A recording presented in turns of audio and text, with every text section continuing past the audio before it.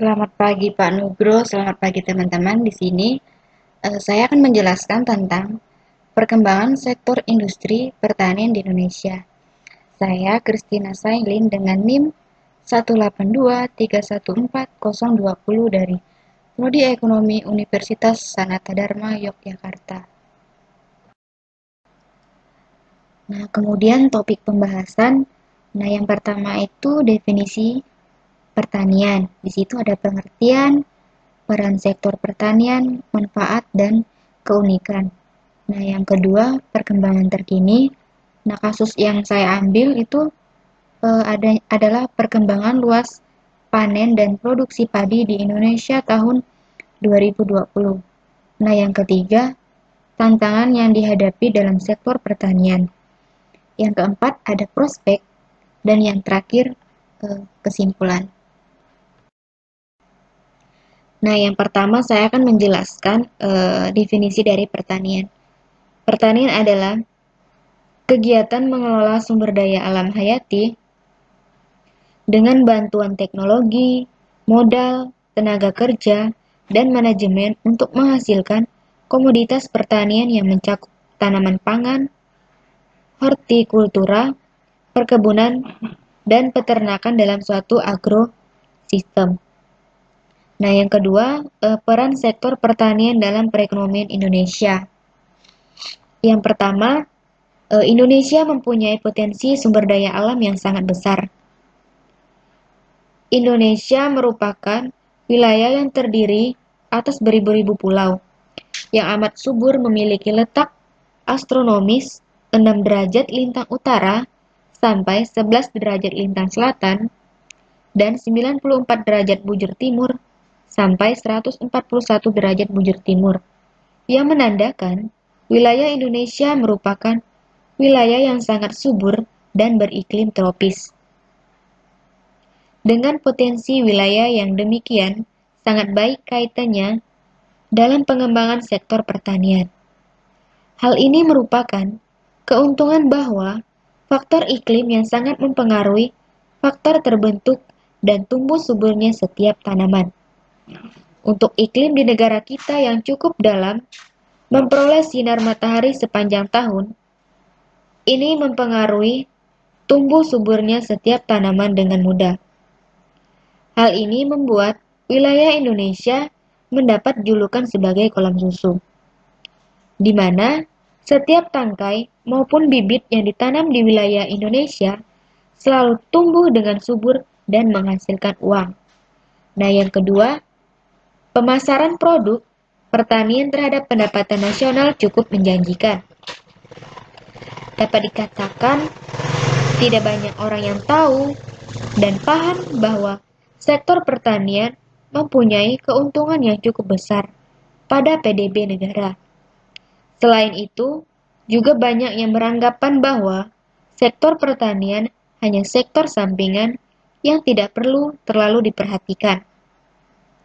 Walaupun hanya memberi 17,3% bagi PDB tiap tahunnya, tapi sektor ini menjadi barang komoditi yang paling dicari oleh masyarakat karena menjadi kebutuhan primer dalam pemenuhan kebutuhan pangan.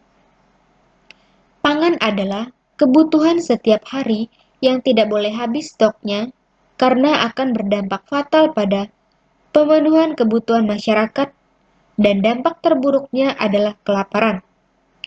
Oleh sebab itu, sektor pertanian harus diperhatikan lebih baik karena menjadi faktor primer dalam pemenuhan kebutuhan. Dan sudah seharusnya, sebagai negara yang terletak di wilayah tropis Indonesia, harus dapat memanfaatkan keadaan alam yang ada dengan meningkatkan hasil produksi dari sektor pertanian. Kemudian, peran sektor pertanian dalam pemenuhan pangan. Para petani menjadi pemasok setiap kebutuhan pangan dari tiap-tiap anggota keluarga dalam hal pemenuhan kebutuhan pokok setiap hari. Apabila tidak ada petani, manusia pasti tidak bisa memenuhi kebutuhannya. Lebih buruknya, bahkan harus mengimpor barang pangan dari luar negeri. Nah, yang keempat, peran sektor pertanian dalam mengurangi pengangguran. Di Indonesia, peran petani tidak dapat dilepaskan dalam kehidupan masyarakat, khususnya penduduk pedesaan. Peranan pertanian sudah menjadi hal yang umum sebagai roda penggerak perekonomian di pedesaan. Mengingat potensi alam Indonesia yang sangat mendukung, maka jika pemerintah lebih serius, sektor ini akan menyerap tenaga kerja dalam jumlah yang sangat besar sehingga pengangguran akan berkurang secara signifikan. Nah, kemudian manfaat dari sektor pertanian. Manfaat pertanian adalah mendukung kedaulatan pangan dengan pertanian sumber utama pangan dalam suatu negara. Jika pertanian dalam sebuah negara tidak mampu memenuhi kebutuhan warganya, maka negara akan mengimpor bahan pangan dari negara lain. Yang kedua, mengurangi pengangguran. Dengan ini, pertanian juga bermanfaat mengurangi pengangguran. Saat ini, memang para pemuda di desa enggan untuk mengelola ladang atau kebun mereka dan memilih menjadi pekerja yang diupah. Namun, pada dasarnya, jika mereka mau mengelola pertanian sendiri, maka pengangguran justru akan berkurang. Yang ketiga, menjaga lingkungan. Artinya, pertanian lainnya adalah dapat terjaganya kualitas lingkungan. Terdapat rantai makanan yang selalu membuat ekologi dalam keadaan seimbang. Nah, yang terakhir, keunikan dari sektor pertanian. Nah, yang pertama, Indonesia masih banyak menggunakan cara tradisional. Yang kedua, hasil panennya jauh lebih banyak daripada negara lain. Indonesia masih menggunakan cara tradisional karena menurut mereka, cara ini cara turun-temurun dan menghemat biaya. Kemudian perkembangan terkini. Nah, saya mengambil data dari Badan Pusat Statistik tentang luas panen dan produksi padi di Indonesia tahun 2020. Perkembangan terkini terkait produksi padi tahun 2020 berdasarkan data dari Badan Pusat Statistik. Angka sementara produksi padi tahun 2020 sebesar 55,16 juta ton atau setara dengan 31,63 juta ton beras. Produksi padi pada tahun 2020 lebih tinggi 1,2% daripada produksi pada tahun 2019. Peningkatan produksi tahun 2020 disebabkan peningkatan luas panen sebesar 108,930 hektar atau naik 1,2% menjadi 10,79 juta hektar.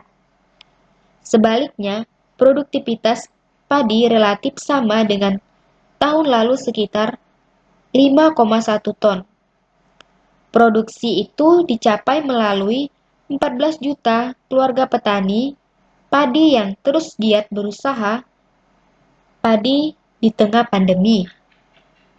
Sehingga anggaran Kementerian Pertanian yang dipotong 7 triliun untuk mengatasi pandemi COVID-19 dan juga tantangan kondisi COVID-19 itu sendiri. Berikut penjelasan terkait produksi serta luas panen padi tahun 2020 yang diambil dari Badan Pusat Statistik pada tahun 2020. Luas panen padi sebesar 10,66 juta hektar dengan produksi sebesar 54,65 juta ton. Yang jika dikonversikan menjadi beras, maka produksi beras pada tahun 2020 mencapai 31,33 juta ton. Kemudian, untuk luas panen tahun 2020 terhitung sebesar 10,66 juta hektar, mengalami penurunan sebesar 20,61 ribu hektar atau 0,19% dibandingkan tahun 2019 yang sebesar 10,68 juta hektar. Selanjutnya, produksi padi tahun 2002 sebesar 54,65 juta ton gabah kering giling, mengalami kenaikan sebesar 45,17 ribu ton atau 0,08% dibandingkan tahun 2019 yang sebesar 54,60 juta ton. Nah, kemudian tantangan dari sektor pertanian. Itu ada 4 poin. Nah, yang pertama saya akan menjelaskan poin yang pertama. Sebelumnya saya akan menjelaskan Indonesia, definisi Indonesia. Indonesia adalah negara kepulauan terbesar di dunia yang terletak di antara dua benua, Asia dan Australia, dan di antara dua samudra, Pasifik dan India. Jarak titik paling barat Indonesia ke titik paling timur mencapai 5,500 km dan dari utara ke selatan mencapai 1,900 km. Indonesia terdiri atas lebih dari 17.000 pulau. Luas wilayah daratan Indonesia adalah sekitar 1,9 juta kilometer dan luas wilayah perairan sekitar 3,2 juta kilometer. Dengan keadaan geografisnya yang seperti ini, Indonesia memiliki iklim tropis, sangat kaya akan keanekaragaman hayati, dan termasuk negara agraris. Pertanian di Indonesia tidak pernah kehilangan peran dalam menyambung GDP negara. Setengah dari jumlah seluruh tenaga kerja di Indonesia, baik secara langsung maupun tidak langsung, bekerja di sektor pertanian. Nah, yang pertama saya akan menjelaskan tentang tantangan poin yang pertama. Kondisi, sistem, dan lahan pertanian di Indonesia. Sistem pertanian di Indonesia sangat beragam, tergantung dari komoditas yang ditanam dan ekosistemnya yang secara umum dapat dikategorikan ke dalam 4 jenis, yaitu tanaman padi dataran rendah, tanaman dataran tinggi misalnya hortikultura, tanaman industri, dan agroforestry. Seperti kebanyakan negara di Asia Tenggara, padi merupakan makanan pokok di daerah ini. 80% masyarakat Indonesia mengonsumsi nasi sebagai makanan pokok dan bertani padi merupakan sumber penghasilan sebagai besar petani Indonesia. Karena beriklim tropis, kegiatan bertani dapat dilakukan sepanjang tahun di Indonesia. Namun demikian, rata-rata indeks panen Indonesia sejauh ini mencapai 1,6 untuk lahan yang diirigasi dan 1,2 untuk lahan non-irigasi. Hal ini disebabkan oleh mayoritas pertanian di Indonesia yang masih merupakan pertanian konvensional. Nah, yang kedua, pemupukan. Sejak revolusi hijau, penggunaan pupuk kimia di Indonesia meningkat dengan sangat dramatis. Pupuk kimia yang digunakan pada tahun 1990 mencapai 5 kali jumlah pupuk kimia yang digunakan pada tahun 1975. Karena krisis ekonomi pada tahun 1998, pemerintah mengurangi subsidi pupuk kimia, sehingga biaya input pertanian meningkat. Oleh karena itu, petani mengurangi penggunaan pupuk kimia dan mulai menggantinya dengan pupuk organik. Pada tahun 2002, penggunaan pupuk kimia kembali meningkat. Kebanyakan terdapat pada sektor pertanian industri. Akan tetapi, dibandingkan dengan daerah lain di dunia, penggunaan pupuk kimia di Indonesia masih tergolong rendah. Nah, yang ketiga, masalah populasi dan demografi.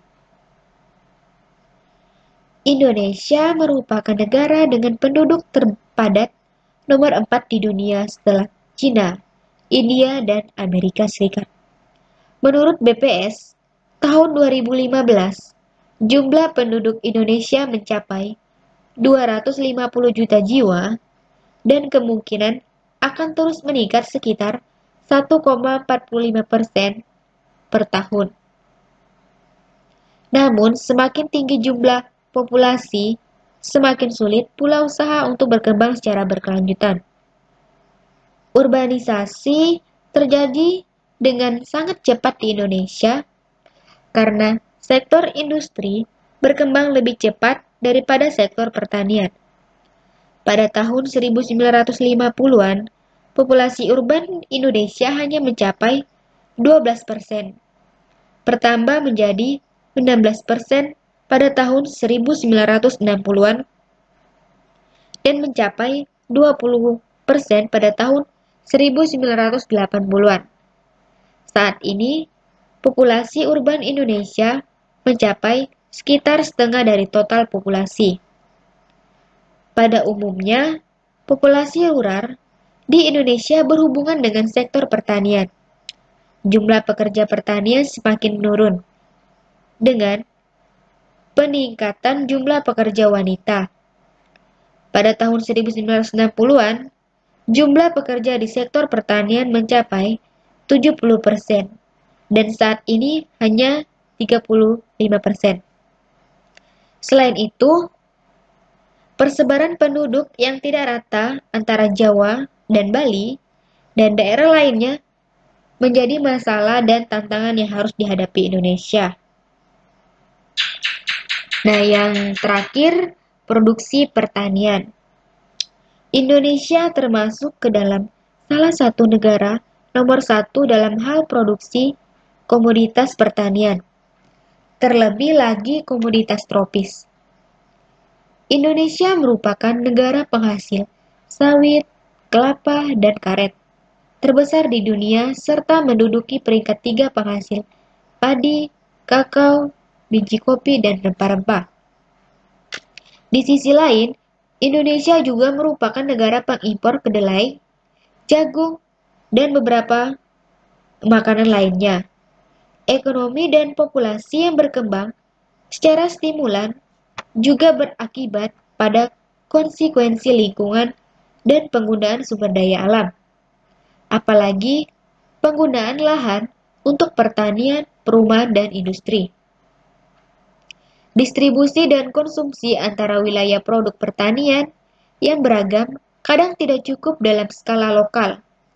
Produktivitas pertanian Indonesia sebagian masih tergantung pada impor untuk memenuhi permintaan domestik seperti jagung dan kedelai.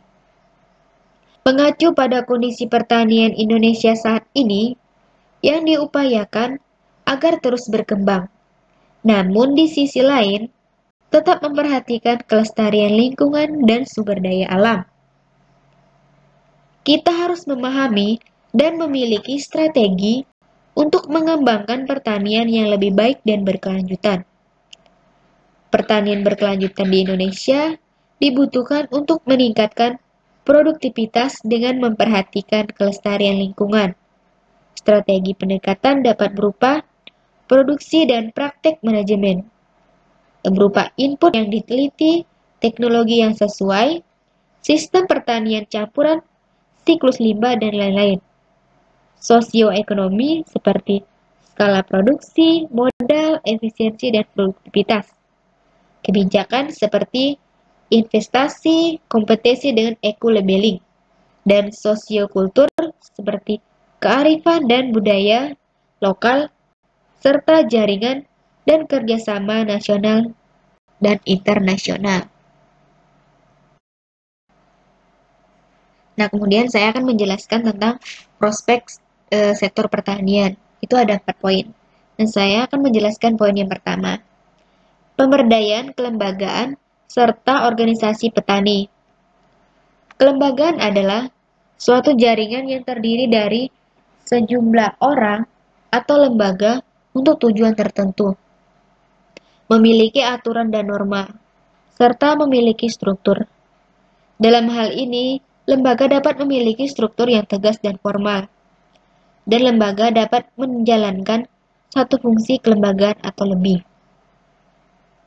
Yang kedua, revitalisasi sistem inovasi teknologi dengan mempertimbangkan aspek pengembangan dan jaringan inovasi interaktif pertanian.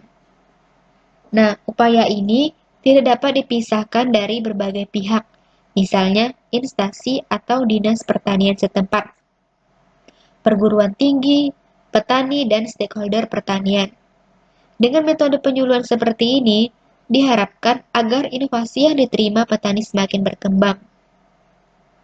Nah, yang ketiga, pengembangan akses jaringan komunikasi. Di era sekarang ini, perkembangan ilmu teknologi sudah semakin canggih dan terus berkembang. Informasi yang tiap waktu terus terbarukan menjadi salah satu kebutuhan bagi manusia yang saat ini dikenal dengan era milenial. Akses terhadap segala bentuk informasi saat ini tidak hanya bersumber dari media, televisi, radio, ataupun media cetak.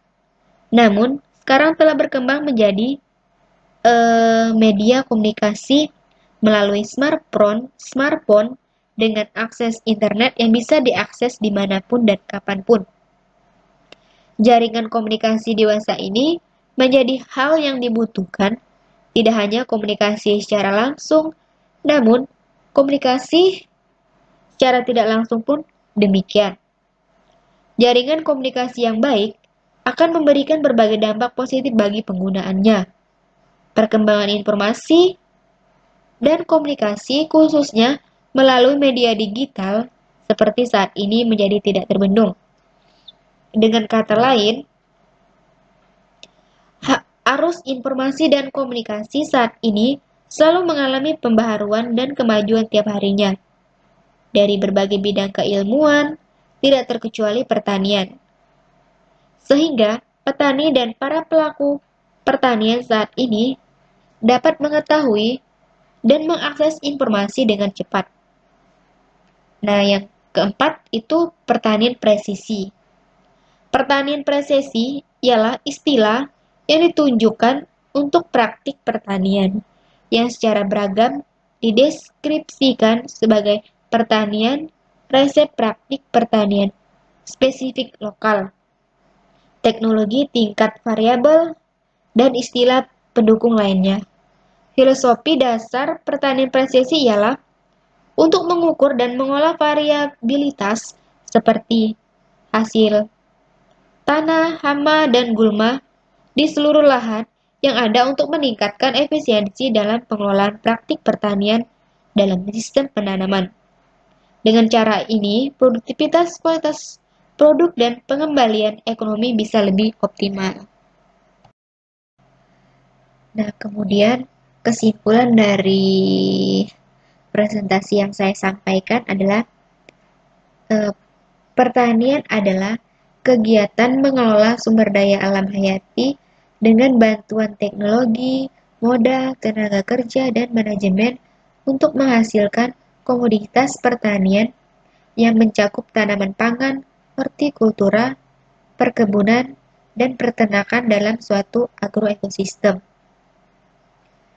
Kegiatan pemanfaatan sumber daya hayati yang dilakukan manusia untuk menghasilkan bahan pangan, bahan baku industri, atau sumber energi, serta untuk mengelola lingkungan hidupnya.